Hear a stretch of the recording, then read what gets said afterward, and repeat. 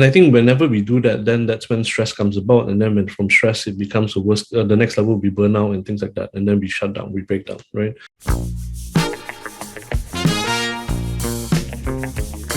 Why is play important for us adults?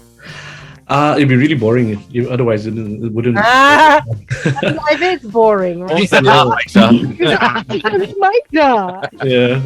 Okay.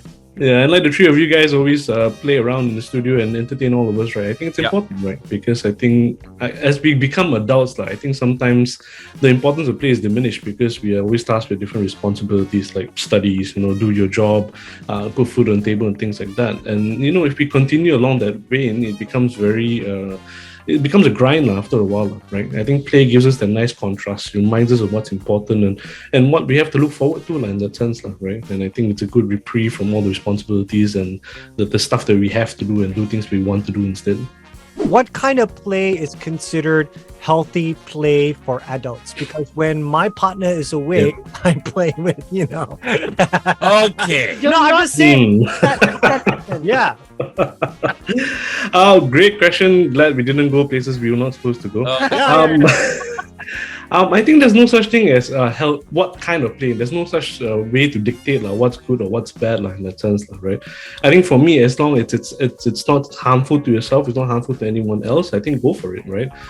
Be it the PlayStation, be it minifigures, if you're into those tabletop kind of games, for example, if you're into like Gundam, making models and things like that, have at it, right? I think as long as anything that you enjoy, anything that you find entertainment in, that's the best kind of play for you in that sense, right?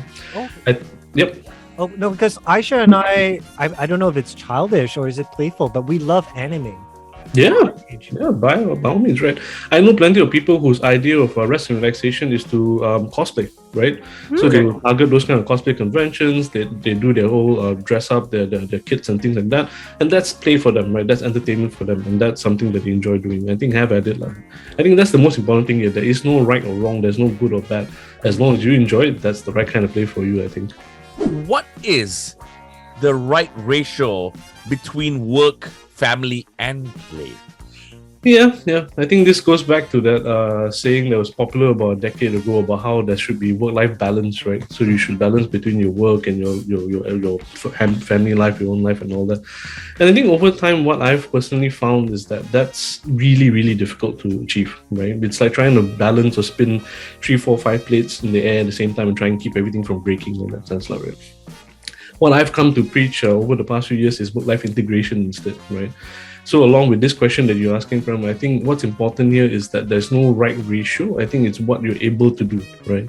If right now the response, like during COVID, for example, for me personally, I had to juggle my job, being a part-time employee, being a part-time dad, being a part-time teacher, for example, and also sometimes Grab delivery driver because I go get groceries and things like that.